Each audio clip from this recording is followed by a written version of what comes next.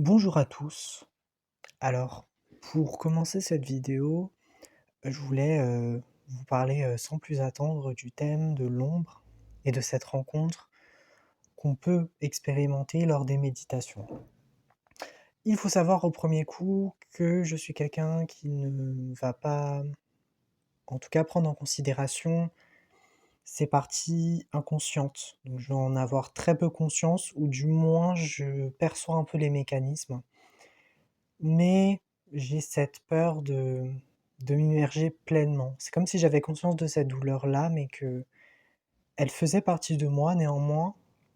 Toutefois, il y avait un certain manque, on va dire, d'amour envers moi-même pour me dire, ou en tout cas un élan de confiance, pour essayer d'attaquer ces thématiques qui peuvent être plus ou moins lourdes.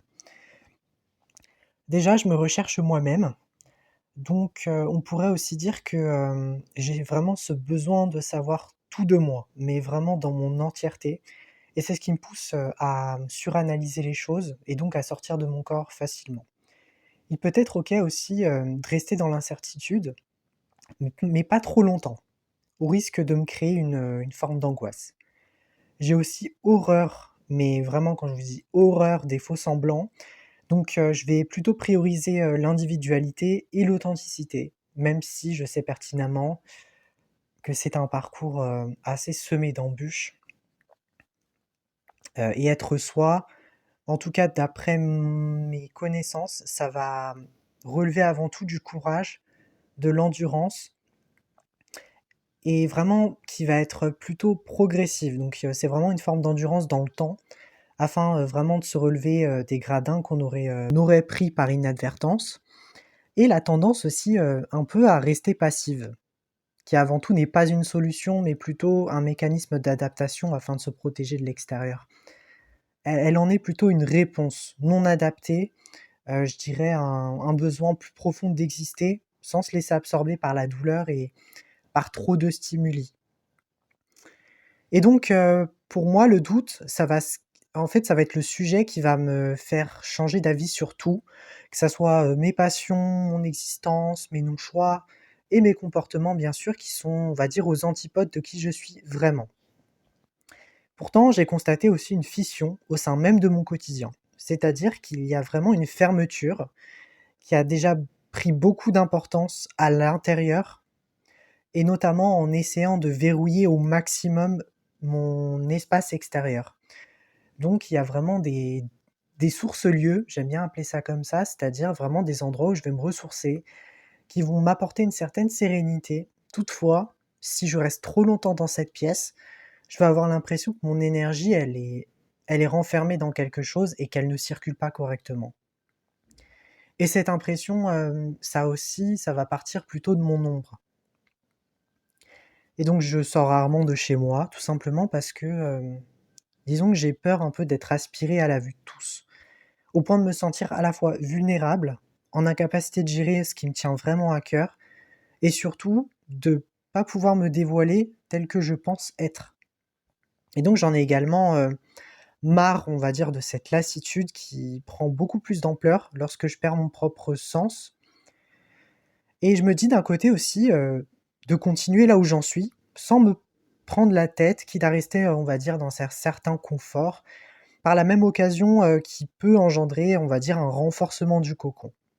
Mais de l'autre, j'ai aussi comment dire? Cette pensée nuancée, qu'il y a quelque chose de pas forcément rond qui circule vraiment en moi et pourtant, j'y arrive pas. Mais j'arrive pas à poser des mots et encore moins à passer à l'action.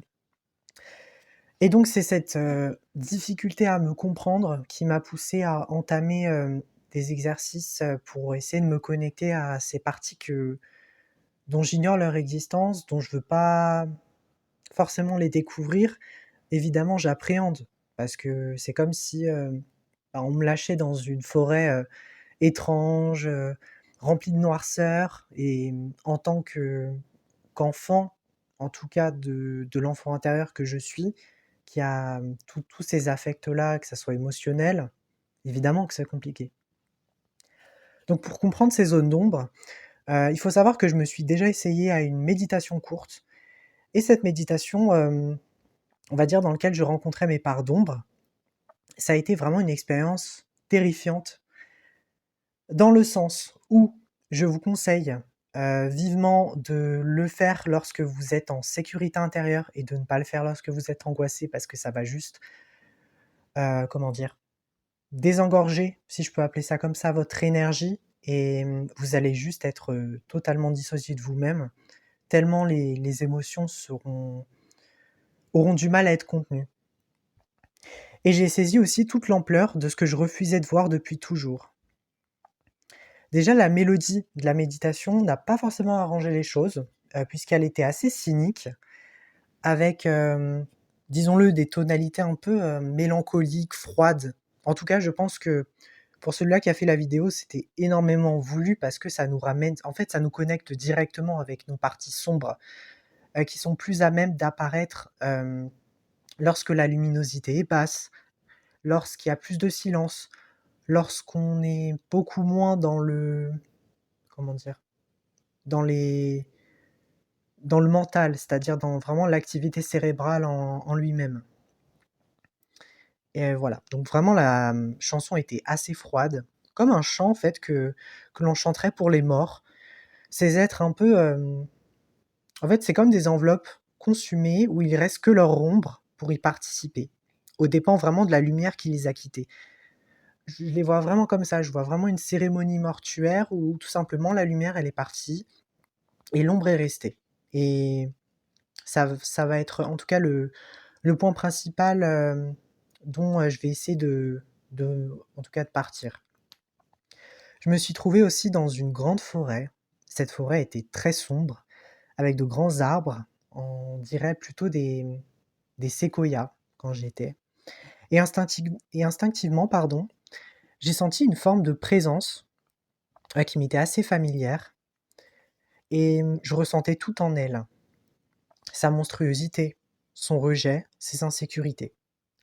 Je me demandais même si ce corps, qui m'apparaissait comme inerte et froid, avait une conscience d'exister en moi. Et je me pense sincèrement que non. Alors déjà parce que, je les ai refoulés depuis lors, en fait. Excusez-moi pour, ma voix d'ailleurs qui est un peu saccadée. Je vais essayer d'arranger les choses et de prendre mon temps aussi pour parler parce que je me rends compte que je parle hyper vite. Je disais, déjà depuis tout petit, lorsque j'étais enfant, je refoulais vraiment l'entièreté de ma peur. Et ce qu'il faut savoir avec moi, c'est que la peur, je la ressens presque pas. C'est comme si elle avait disparu de mon système conscient et elle était transférée vers un système plus autonome. Alors j'aime bien le concept de complexe autonome en psychologie, qui sont vraiment des parties tellement dissociées qu'elles fonctionnent indépendamment de notre conscience et donc qui ont la capacité de nous un peu, entre guillemets, «de nous manipuler», même si j'aime pas forcément le terme, parce qu'elles n'ont que cette solution-là pour, nous amener à en prendre conscience, par l'inconscience. Lorsque j'étais enfant, je faisais beaucoup de cauchemars à répétition, et je pense que c'est sans doute des signes précoces et avant-coureurs de ce que j'essaie de contenir, de renfermer en moi et ces cauchemars, hem, en tout cas le peu de souvenirs que j'en ai, je fuyais une sorte de présence physique, non, vraiment une présence physique en elle-même, qui allait me tuer et qui me faisait peur. Donc pour vous décrire un peu la chose, ça ressemblait à un sorcier, qui avait des sortes de pouvoirs ésotériques. Je le voyais vraiment, enfin je voyais vraiment son visage et ce visage m'était assez familier puisqu'il ressemblait exactement, trait pour trait, à un membre de ma famille, avec des expressions horribles. Mais quand je vous dis que son visage était d'une monstruosité, mais laissez tomber. Le truc, c'était pire qu'un film d'horreur, hein. Pourtant, je suis quelqu'un qui a pas forcément peur, qui est plus dégoûté peut-être à la vue de certaines choses dans les films, en tout cas dans les films d'action ou les films d'horreur. Mais là, c'était tel que je ressentais un vide abyssal en le voyant. C'est comme si je voyais la mort d'une âme à travers un corps physique qui continuait d'exister, mais qui était comme un automate. Et cette conscience indépendante me faisait énormément peur et énormément souffrir aussi. Et ce qui est assez drôle, alors c'est pas du tout drôle, hein, mais avec le recul, voilà, je me dis que c'était vraiment un film d'action, mon cauchemar, hein. C'est qu'il essayait en fait de me poursuivre à chaque fois en essayant de me faire peur, en fait, et ça a vraiment marché, hein. Et c'est cette peur que j'avais enfant, qui est revenue lors de cette méditation. Donc c'est-à-dire, c'est vraiment cette peur que j'avais enfouie, pardon, depuis des années. Et par ailleurs aussi, je remarque aussi que mon corps lui aussi, s'est mis en alerte maximum, tout simplement afin d'éviter, une sorte d'intrusion interne. L'entièreté de qui j'étais, était remplie par une peur insondable, et derrière cette peur, j'arrivais à déceler d'autres émotions, hein, qui étaient plus subtiles, qui se, mais qui se taisaient, pardon, vraiment en toile de fond. Et j'arrivais aussi à percevoir la haine de soi, à savoir le refus de ces parts monstrueuses, et la terreur qui était encore plus loin, je la voyais aussi, hein. En fait, disons que c'est des émotions que je voyais, que j'arrivais à percevoir sans les percevoir. C'est-à-dire, je les sentais, émotionnellement parlant. Et je sentais l'amour. Sauf que l'amour était encore plus loin que la haine, la terreur, la peur et le froid. Je ressentais cette chaleur, mais c'était comme une goutte de lumière derrière l'océan abyssal, de mon de mon intériorité sur le moment donné. Et cet amour originel, je sentais que c'était une émotion qui transcendait absolument tout, puisque par définition, l'amour, quoi qu'on le dise, même si on n'est pas fleur bleue, même si on a un esprit plutôt analytique, on a tous besoin d'amour. Ça, je pense que, voilà, vous le savez, je le sais, malgré, disons, parfois mes réticences à essayer de matérialiser ce qu'est l'amour. Je parle par rapport au couple, enfin essayer de rencontrer quelqu'un, mais amoureusement parlant, je parle pas amicalement, parce que vraiment le domaine amoureux, c'est quelque chose de compliqué pour moi. Et ça va en fait transcender tout simplement les peurs qui vont être irrationnelles. Ça va nettoyer tout ce que vous croyez de vous-même, qui est foncièrement erroné et qui est juste une programmation de votre corps. Et alors je peux faire aussi le parallèle avec, les vies antérieures ou, les mémoires transgénérationnelles parce que ça va impacter énormément votre, que ça soit votre refus d'incarnation pour les personnes qui sont plutôt yin, ou, ça va plutôt renforcer, le fait d'avoir besoin de, comment dire? De refouler tout simplement ces parts d'ombre. Et je savais qu'elle s'était réfugiée vraiment au fond de mon cœur, cet amour, comme pour essayer, tout simplement éviter en fait d'être touché de plein fouet par ces expériences traumatiques. Les traumatismes, je pense, personnellement, ont été tels que je me suis créé une protection, enfin plusieurs protections. Alors, c'est assez flou, hein, mais j'ai conscience déjà d'un protecteur fait qui me permet de dissocier. Donc c'est vraiment qui fait vraiment le côté un peu anesthésiant, pardon. J'arrive pas à parler, je suis très dissocié aussi. Donc veuillez m'en excuser. J'ai un autre protecteur qui est assez rentre dedans, c'est vraiment le persécuteur qui va vouloir ne pas entrer en contact avec l'extérieur, qui va avoir une méfiance, mais maximale, tout en alerte. Et après j'ai une partie, alors je sais pas si c'est relié à mon enfant intérieur, mais une partie qui a peur de tout, qui a honte de tout, qui veut juste ne pas exister en fait, qui s'excuse d'être là. Voilà, tout simplement. Et après, j'ai d'autres parties qui sont un peu un mélange de tout ça, qui sont aussi, forcément légitimes, hein, à être considérées comme des parties, mais peut-être qui sont pas aussi extrêmes dans leur comportement que ces 3 parties-là. Et je pourrais aussi rajouter une autre partie un peu plus sexuelle, mais ça, je vais en parler peut-être dans une autre vidéo, quand j'aurai un peu la dissociation qui sera un peu, atténuée. J'avais aussi, du mal à, contacter mes parties enfantines et spontanées, comme si elles s'étaient réfugiées loin de mon champ de vision. C'est une sensation assez complexe, voire très complexe, que même avec les mots, je pourrais pas forcément vous le décrire, comme je le souhaiterais. Et pour essayer de décrire physiquement cette partie-là, je parle bien de l'ombre. Je parle pas des parties parce que pour moi l'ombre c'est vraiment une agglomération de toutes ces masses, enfin de tout ce poids que je traîne en moi et qui sont reliés à des parties.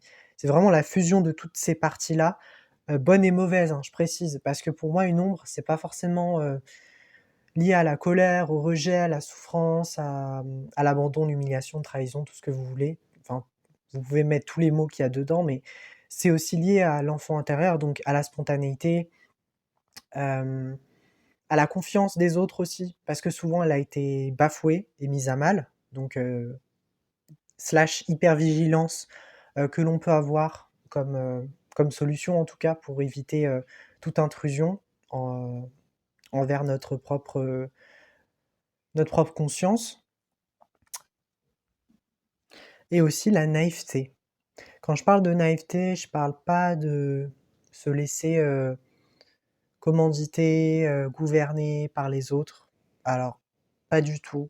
La naïveté, c'est un amour pur qu'on peut avoir envers les autres, envers la simplicité des choses, sans faire appel au mental. Donc, je tiens bien à différencier, la naïveté sociale, qui est pour moi plutôt, péjorative, et la naïveté en tant que telle qui fait partie de nous, en tout cas pour la plupart, voilà, qui ont une psyché à peu près correcte en termes d'éthique et voilà.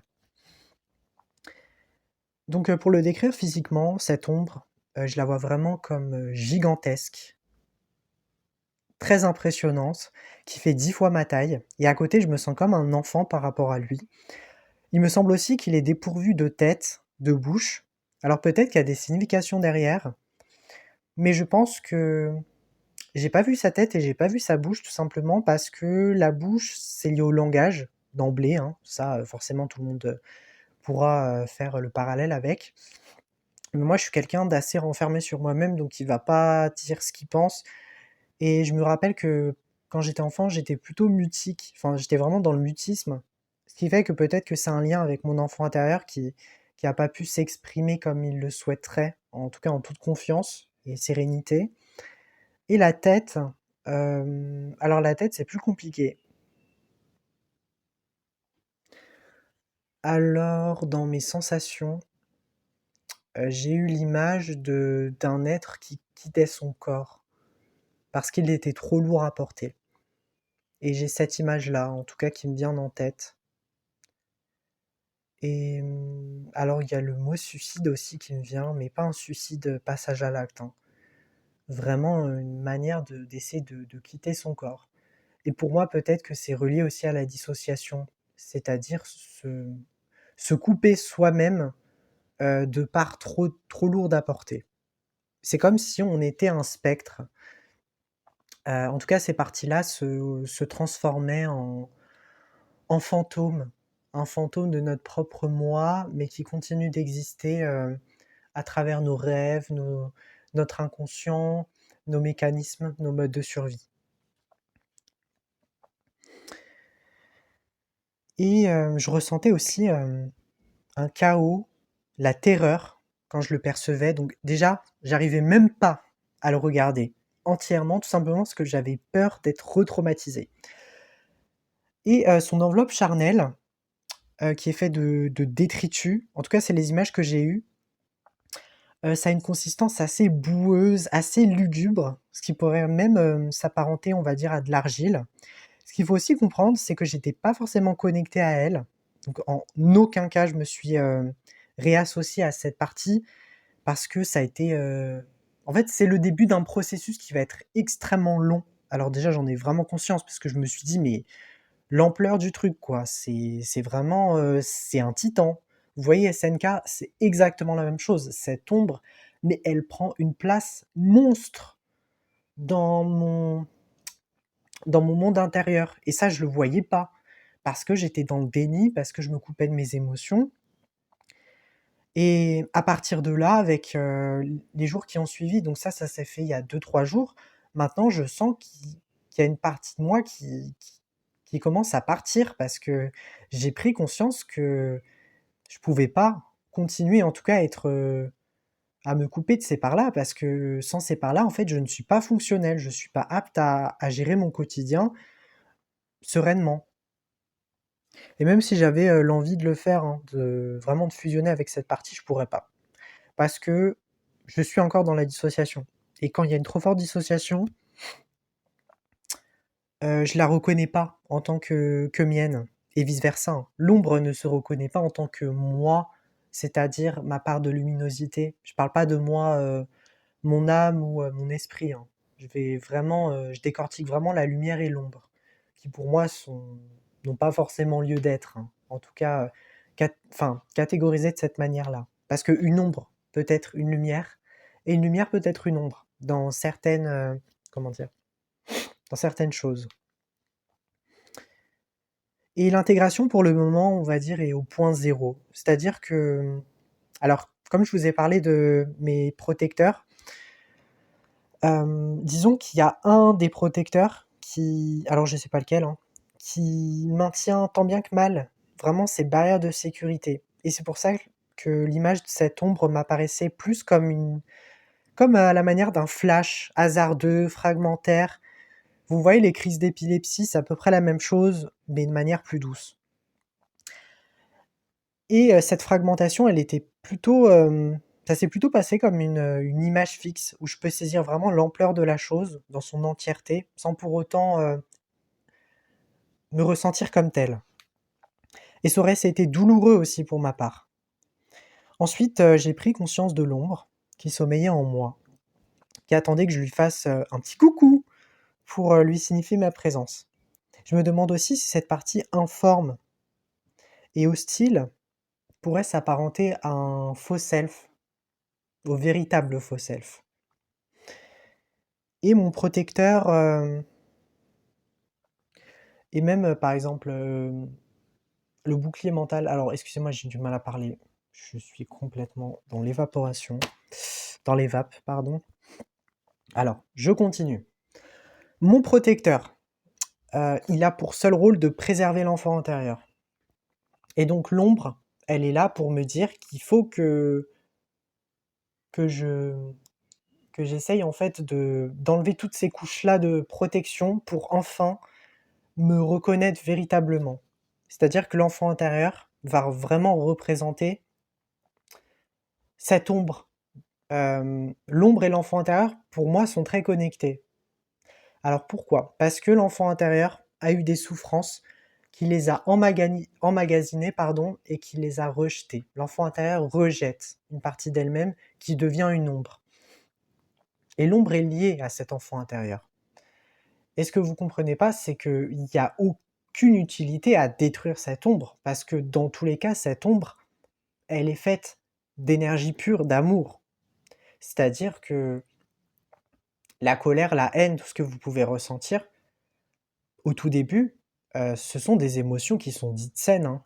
C'est juste qu'elles sont installées pendant le temps et que ça s'est, comment dire, programmé dans le corps et que c'est devenu vraiment des sortes de mécanismes autonomes et des parties, alors désolé, hein, mais qui n'en font qu'à leur tête, hein, qui ne veulent pas vous tenir tête, en tout cas dans la partie entière que vous êtes, tout simplement parce que, selon ces parties-là, vous serez en danger de mort.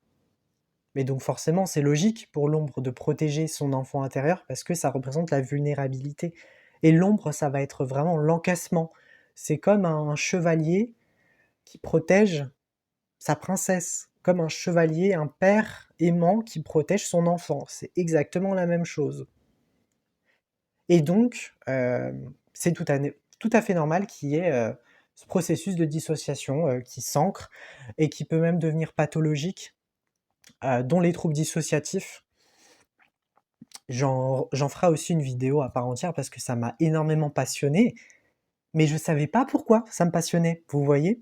Et quand il y a des thèmes comme ça qui vous passionnent, notamment en psychologie, c'est que, dans la majorité des cas, en tout cas régulièrement, c'est que vous avez quelque chose à travailler de vous-même et que peut-être les termes associés seront les bons, en tout cas.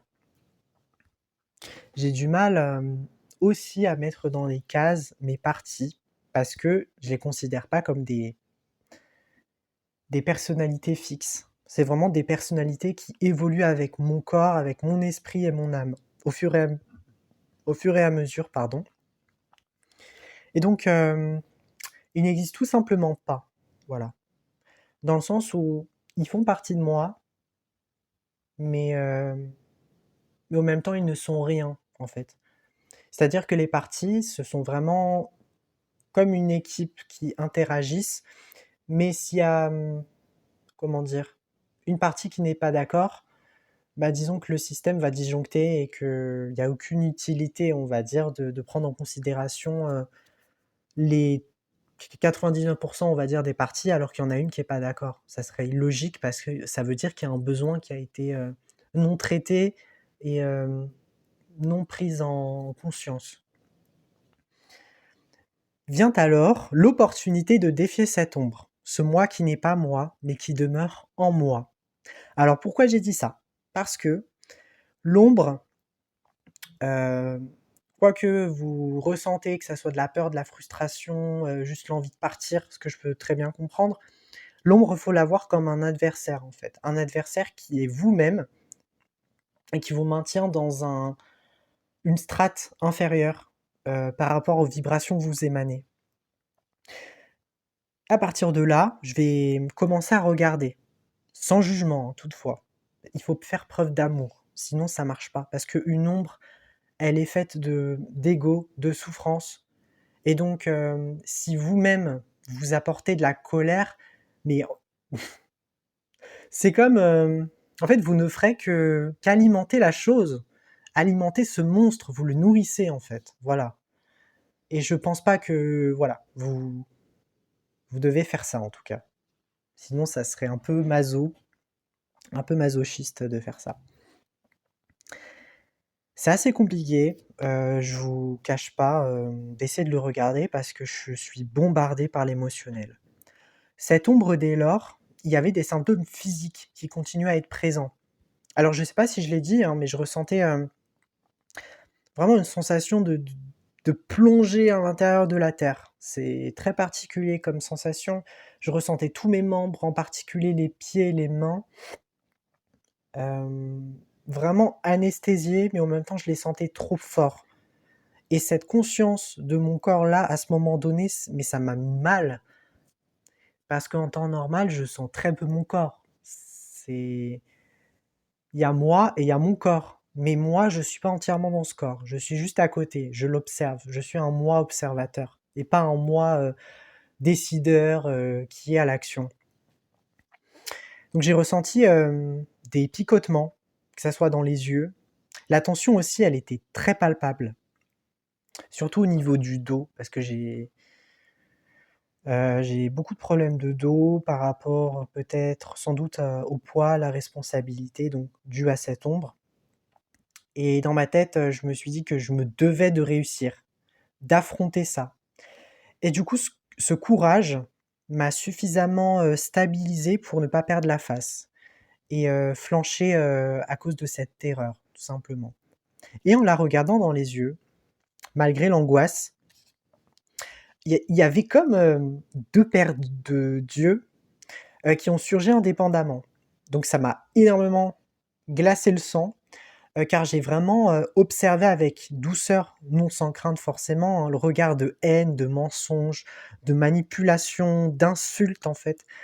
Parce que, alors avec une mise à distance, là je vous parle de maintenant, hein, à travers ce regard, pardon, j'observais toutes les insultes qu'on me disait et qui ont été imprimées en moi. Par exemple, sale P, voilà, D. Que ça soit l'homophobie, le refus d'incarnation, les problématiques au corps, tentative de suicide, le fait de ne pas être moi. Donc tout ça fait que ce regard n'est plus le mien. Et du coup, je ne me suis pas identifié à ces yeux-là. Parce que je savais pertinemment que bah, elle reflétait une partie et pas mon entièreté. Mon entièreté, c'était mon âme. Et mon âme, par essence, elle n'est jamais impactée, on va dire, autant par le corps et les problématiques de cette vie-là. Alors, dans ses yeux, disons qu'ils étaient assez froids, assez sans âme, tout simplement. J'ai compris aussi que, la façon dont je me percevais à l'intérieur, avec tout le poids, le fardeau que j'étais obligé de porter pour survivre, hein, évidemment et même à l'instant où j'en parle, j'ai des nausées, l'envie de vomir, alors que je n'ai rien mangé de particulièrement indigeste. Et ça, je pense que mon corps le fait sentir d'une certaine manière. Il me fait me comprendre que, bon, OK, hein, c'est bien d'avoir vu ces signaux-là, mais peut-être qu'il fallait les voir avant, hein. Donc ça peut être le message que que me transmet mon corps, forcément avec, comment dire? Cette délicatesse que j'affectionne particulièrement et ça me confirme aussi ce qui ce qui est pourri en moi et ce qui mériterait non pas d'être jeté, hein, mais d'être transformé. Tout est transformation et je trouve ça beau aussi de partir d'un passé souffrant pour, en apprendre tout simplement et essayer de ne plus recommencer. Et ça forcément l'univers va te tester après. Mais c'est à toi de t'équilibrer et essayer de dialoguer avec ces parties-là pour essayer d'avoir un compromis afin d'avancer sans, sans la peur de retomber dans des vieux schémas et j'ai posé aussi, de nombreux mots autour de la masse informe et meurtrie qui me murmure qu'il a besoin de barreaux plus fins pour s'échapper de la prison qu'il s'est construit. Cette représentation mentale de la prison, elle m'a fait comprendre que cette ombre, pour l'instant, elle n'était pas en capacité de s'extraire. Parce qu'elle s'est accoutumée à vivre dans un environnement hostile, et donc elle ne se voit pas exister autrement. Pour elle, c'est inconcevable. C'est comme si, je sais pas, j'ai des larmes qui commencent à venir peut-être. Je sais pas, je sens qu'elle a énormément besoin d'aide, de se faire aider en tout cas, cette partie. Et je pense que c'est lié aussi à mes pensées suicidaires, donc ça c'est autre chose. Et alors il faut que je fasse preuve aussi de résilience, et ça j'en suis conscient. Mais attention, hein, je vais jamais rejeter cette ombre, malgré les émotions qui peuvent venir, malgré la peur. Ce que je peux comprendre aussi, il faut l'accueillir. Je vais l'accueillir, je vais lui faire sentir en sécurité, dans un but d'opérer une transformation bénéfique. Je voulais aussi préciser que pendant cette trame d'exploration, le contact avec mon âme ne s'est pas fait. Alors mon âme est là, bien entendu, mais l'image que j'en ai de mon âme par rapport à la thématique de l'ombre, de l'inconnu, qui me faisait peur, c'est qu'elle s'est éloignée de mon corps pour survivre. Ne serait-ce, je pense que c'est trop dur de se dire pour cette partie lumineuse qu'elle a une charge de travail supplémentaire à faire pour se soigner elle-même, en tout cas la facette qu'elle n'a pas vue d'elle-même. Oui, c'est comme si vous rencontrez un inconnu, mais cet inconnu fait partie de vous et que vous n'avez jamais appris à le connaître. Et donc forcément, il va vous demander votre prénom. Vous allez lui parler de votre vie, vice-versa. Ça va être cet échange-là qui va faire que vous allez instaurer on va dire, des sortes de barrières de confiance. Et donc plus progressivement, vous allez devenir de meilleurs amis, vous allez devenir fusionnels, vous allez travailler main dans la main, comme une équipe. Donc, je vois mon ombre, en tout cas, l'âme voit son ombre comme une amie, en tout cas en devenir, qui a son propre cheminement à faire. Et la lumière aussi, hein, elle a son propre cheminement à faire, attention, hein. Parce que la lumière, je vous dis pas, quand je suis trop dans la lumière, ben, j'ai forcément comment dire, des élans de folie. Je suis tellement dans l'excitation, la paix, l'euphorie que je me rends plus compte de l'endroit dans lequel je vis, dans lequel je me fonds. Et L'exercice d'ancrage, c'est la meilleure solution pour vous permettre d'équilibrer cette ombre qui ne vous lâche jamais, qui vous fout dans la merde, voilà, je vais le dire clairement, et cette lumière qui tend à, certes, à vous accepter, hein, et ça, c'est hyper bénéfique et salvateur pour vous dans votre travail intérieur, mais en même temps, peut-être qu'il peut vous éloigner des autres aussi. Parce qu'il y aura toujours on va dire que cette ombre va essayer de se disséminer dans cette lumière et de faire en sorte que vous allez, euh, vous allez vous dire, mais non, moi je suis dans la lumière. Sauf que si vous ne sortez pas de chez vous, si vous êtes tout le temps dans des activités spirituelles, c'est qu'il y a un déni de soi et un déni de son propre corps. Et là, c'est de l'ombre. C'est de l'ombre qui se fait passer pour de la lumière, donc on peut dire que c'est une fausse lumière, donc une thématique qui est vachement aussi traitée dans d'autres vidéos que je peux voir sur YouTube. Et la fausse lumière aussi, elle est à retravailler, tout comme l'ombre, tout comme la lumière, parce que pour moi, c'est une facette à part entière. Une facette qui s'est adaptée, qui s'est dit, bon, ok, si je suis trop dans l'ombre, je vais mal. Si je suis trop dans la lumière, je risque d'être exposé et pour mon état personnel, c'est juste ingérable. Donc, je vais essayer de de piocher, on va dire, un peu des deux pour essayer de m'acclimater correctement. Vis-à-vis de l'âme, une énergie d'amour, de légèreté, partager son espace avec un monstre qui est l'ombre, c'est trop dur à supporter. Ce sont, disons-le,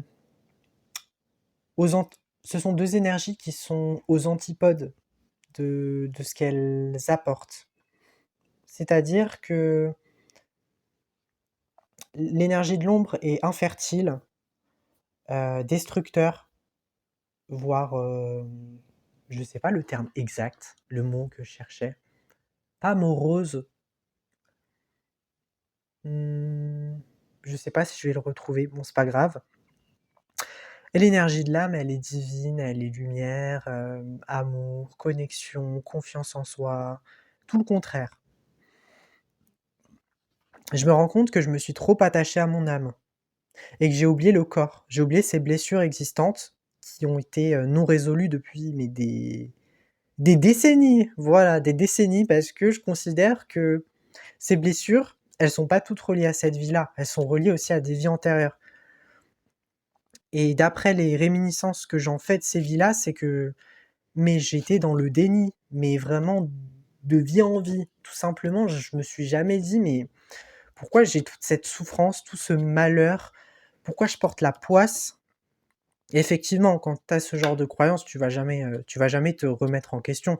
Tu vas partir du principe que c'est la faute des autres, et donc forcément, tu vas te rejeter toi-même, et tu vas rejeter aussi l'occasion de te faire aider et de grandir en essayant de s'ouvrir à de nouvelles possibilités. Alors, mes parties lumineuses, je les accepte. Néanmoins, je les laisse pas forcément s'exprimer comme bon leur semble. Et j'évite aussi les hauts et les bas, c'est-à-dire les excès d'euphorie et, à contrario, les phases de déprime, voire de crise identitaire et existentielle. En ce qui concerne les ombres, j'ignore comment elles agissent, tout simplement. C'est-à-dire que je peine à les contrôler, en me liquéfiant et accessoirement, j'appréhende ce corps comme un fardeau impossible à porter, un mouvement assez inconfortable, et un objet dans lequel j'habite et que je vois détériorer à l'usage. En tout cas, c'est ma conception du corps. Le corps, c'est un... Alors, comment je pourrais le décrire? Le corps, c'est le seul repère matériel, en tout cas matérialisé dans la matière, qu'on peut avoir comme modèle de référencement pour nous-mêmes. C'est-à-dire qu'on... Le seul élément dont on a conscience, en tout cas dans cette vie-là réelle, c'est notre corps. Et par conséquent, toutes nos activités mentales et intérieures auront, mais vraiment le besoin concret de se matérialiser, sinon elles resteront imprimées et gravées au fond de nous. Donc tout doit passer par le corps. Si ça passe pas par le corps, c'est qu'il y a un problème et qu'il faut travailler sur, à essayer de désengorger tout ce miasme d'énergie obscure qui nous scelle dans nos pensées limitantes et dans notre fonctionnement pas du tout adapté à ce monde. Par rapport au déni d'incarnation aussi, c'est que se rendre compte que l'on évolue, c'est-à-dire que l'on prend des rides. Alors, c'est peu, il y a peu de compliments dans ce que je vais dire. Mais quand tu te rends compte de ça, que tu as un physique qui va se détériorer, tu te rends compte aussi que tu peux évoluer, que la peau, malgré le fait que tu sois là, elle change aussi. Ta conception du monde, elle va changer, et fort heureusement, parce que c'est le principe de la vie. Sinon, il n'y aura aucun intérêt en fait de venir ici. Et ça doit être comme un appui solide sur lequel te reposer et donc te permettre de continuer à exister. J'aime beaucoup le parallèle alors de l'ombre et de sa représentation matérielle avec les œuvres de Javier Rey. Vous savez que je suis un artiste, en tout cas, qui va essayer de postuler dans des DNMAD. Et en voyant ces travaux, je me suis dit pile poil en fait. C'est exactement ce que je recherchais pour cette vidéo-là, parce que ça résume énormément en tout cas mes propos, la façon dont je percevais en tout cas cette ombre, cette entité latente. On pourrait aussi dire que c'est vraiment une entité à part entière, l'ombre.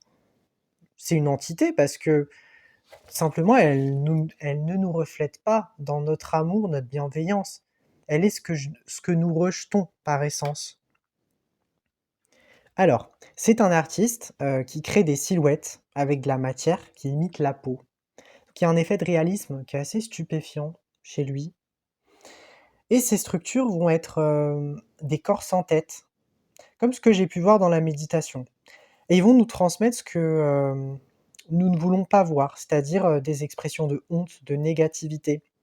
J'insiste sur le fait aussi que ces sculptures sont recroquevillées sur elles-mêmes et qu'elles symbolisent les images mentales que nous nous faisons de nous-mêmes.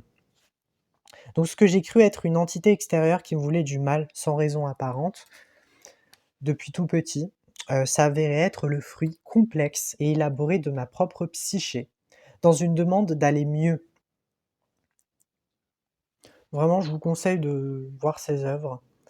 Ça peut, pour certaines personnes, provoquer un sentiment de malaise, et c'est normal, parce que le corps, comme il est hyper réaliste, on a la sensation qu'il a été touché, mutilé, et peut-être que pour des personnes sensibles, en tout cas, qui s'auto-sabotent par le corps, je vais vous éviter les termes génériques, mais je pense enfin, en tout cas, je suis sûr, voilà, voilà. Et pour finir, alors je sais toujours pas ce que veut mon ombre, parce qu'elle reste assez à distance, par réflexe de crainte envers elle, et sûrement car j'étais dans la réticence. Mais désormais, je me dois d'occulter ce soi miroir, ce regard dénué d'attache, dont l'intention est de me communiquer ses besoins en toute transparence. Sans que la barrière de l'esprit, pardon, j'insiste, la barrière, vraiment ce terme-là, ne contre cet échange. Alors la barrière, je pense que ça va être la plus compliquée à travailler. Parce que la barrière, c'est ce qui constitue pour moi 90% de l'ombre. Ça va être son refus que je la transperce. Les 10%, ça va être plutôt relié à l'enfant intérieur, donc c'est-à-dire ce qu'il protège. Et c'est pour ça que la majorité d'entre nous qui faisons des méditations et qui voient leur ombre, elles se sentent mais petites, infirmes. Pour moi, ce sont vraiment les termes. Et désolé d'être cru dans mes mots, mais c'est comme ça. Elles se sentent comme une merde devant tout, devant cet être diabolique et dénué d'empathie, Mais sachez que ce que vous voyez, c'est une façade, hein. C'est une illusion. Parce que croyez-moi, dès que vous allez toucher cette ombre, dès que vous allez essayer de comprendre euh, la profondeur de ce qui a poussé en tout cas votre être à créer cette partie-là, mais derrière, à côté, c'est du gâteau. Enfin, entre guillemets. Bien sûr, il y a des traumas, il y a des peurs qui peuvent aussi prendre pas mal de temps à décanter. Et dans ces cas-là, il vaut mieux voir un psychologue. C'est une stratégie de l'ego pour, de un, vous alerter et vous dire que c'est pas la peine, que c'est infranchissable. Et tout est fait. En fait, tout est fait par le cerveau euh, pour vous faire fuir, pour vous éviter de vous rencontrer avec vous-même. Parce que c'est des mécanismes naturels qui sont censés vous protéger le mieux possible. Alors peut-être pendant la petite enfance, c'était ok, mais maintenant vous êtes des adultes, donc vous êtes entre guillemets aptes à essayer d'y voir plus loin, et donc ça va être de l'intimidation. Cette ombre, elle va vous intimider, elle va vous dire qu'elle est plus grande que vous, euh, comment dire, qu'elle est insensible, alors que pas du tout. Cette ombre, elle est sensible. Alors déjà, elle est sensible parce qu'à contrario, je peux comprendre que ça soit paradoxal, mais qu'elle agisse avec hargne, haine et colère envers vous. Elle va jouer le rôle du méchant, du persécuteur, va essayer de vous persécuter loin de son système autonome dont elle a régi, on va dire, le mode depuis des années. Donc, à partir du moment où elle va voir un intrus, mais elle va se dire, l'ombre, non, non, je vais pas me laisser faire, hein. Mais hors de question. Donc, il y aura cette stratégie-là, mais sachez que et cette ombre, en fait, elle n'est rien. Ce n'est qu'une poussière. Tout est dans le, tout est dans l'illusion, le physique. Elle va user de son pouvoir de dissimulation et de création pour vous dire que, en fait, c'est impossible à l'approcher, c'est impossible de nous guérir. Mais justement, c'est ça qui doit vous mettre la puce à l'oreille. C'est qu'il n'est pas insensible. Parce que s'il était insensible, mais croyez-moi, il n'aurait pas mis autant de barrières de protection. Normalement, je sais pas, il aurait peut-être fait les coups en douce ou de manière un peu plus subtile. Mais non. Sachez que si cette ombre devient hostile et que vraiment vous la sentez au fond de vous-même, vraiment, qui essaye de vous écarter de votre système conscient, c'est que là, c'est pas une ombre, c'est une entité à part entière extérieure à vous. Donc là, c'est de la possession, on peut dire ça, hein. Une ombre, elle va jamais être contre vous. Elle va être avec vous, mais avec aussi son enfant intérieur. Et l'enfant intérieur, il a besoin plus d'être protégé que la partie adulte, parce que elle est peut-être plus autonome. L'enfant intérieur, il n'est pas du tout autonome, donc il a besoin de garde sécurité. J'espère que je me fais un peu comprendre. Peut-être que mes propos sont confus, que je me suis un peu trop laissé voilà, embarquer dans le flot de mes pensées, mais à cause de la dissociation. Alors j'ai pris des notes, hein, parce que sinon je ne pourrais tout simplement pas faire de vidéo. Dans l'état où je suis très très fatigué. Et c'est sûrement dû aux méditations que j'ai continué à faire par rapport à l'ombre et qui m'ont fatigué en termes d'énergie. Donc je me sens un peu vide, mais je sens que c'est nécessaire de faire cette vidéo. Peut-être que vous pouvez aussi vous sentir de cette manière, vous sentir comme un monstre froid.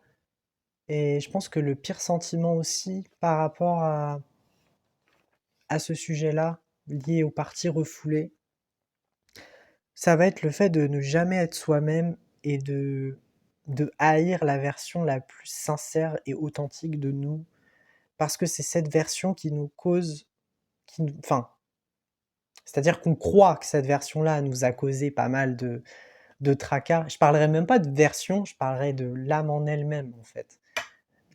Vraiment, disons-le, la partie originelle, la plus pure qui puisse exister, et c'est l'enfant intérieur. Donc c'est le nous profond, le nous véritable. La partie adulte, beh, selon ma théorie à moi, ça va être une PAN, donc une partie apparemment normale, qui va peut-être avoir les traumas, en tout cas en avoir conscience, mais va les traiter peut-être plus de manière rationnelle que l'enfant intérieur qui va, lui, avoir un développement du cerveau similaire à des enfants qui sont physiquement là. Et c'est pour ça que l'ombre, elle peut être vue aussi comme très menaçante, mais justement, c'est un enfant qui va créer cette ombre-là. Parce que dans l'imaginaire d'un enfant, mais il faut que ça soit un méchant. L'enfant, il a besoin de créer des extrêmes pour pouvoir survivre. Et même si ces extrêmes peuvent lui faire porter préjudice, ce monstre-là, ça va être quelqu'un qui va le protéger. Ce monstre, il va dévorer les autres personnes qui vont tenter de s'introduire dans sa bulle, dans sa propre sécurité. Et je pense, alors ça pourrait paraître étrange, mais je pourrais même remercier cette ombre d'être là. Parce que sans elle, on serait mort. Mais vraiment, hein, je vous le dis, hein, j'ai beaucoup de compassion envers cette ombre. Parce que je l'ai longtemps refoulée, je ne l'ai pas considérée. Elle me faisait beaucoup peur, mais maintenant, je ressens beaucoup plus de compassion pour elle, beaucoup plus d'amour. J'ai même envie qu'elle fasse partie de moi, de mes parties conscientes aussi. J'ai envie que mes parties, elles viennent lui dire bonjour à travers mes rêves. Et je pense que je fais pas mal de rêves en lien avec ça aussi, donc c'est intéressant.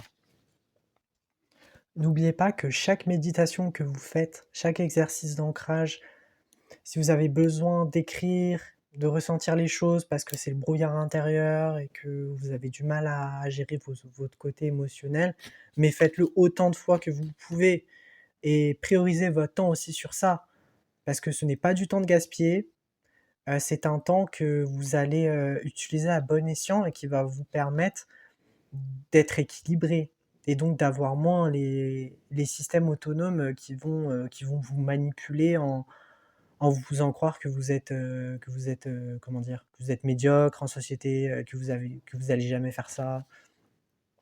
Donc c'est aussi utile, en tout cas pour ma part, de se challenger et de considérer la guérison comme un travail et pas comme, alors la notion de travail, elle peut être, plus ou moins sérieux, je l'entends,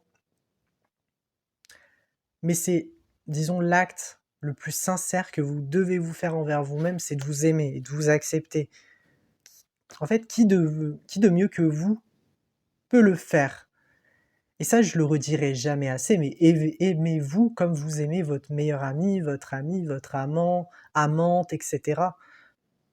Et la personne que vous devez aimer le plus, c'est vous-même, parce que vous allez vivre avec vous-même jusqu'à votre mort. Et sachez-le, si vous n'avez pas travaillé sur vous, euh, vous allez peut-être avoir des regrets, des remords.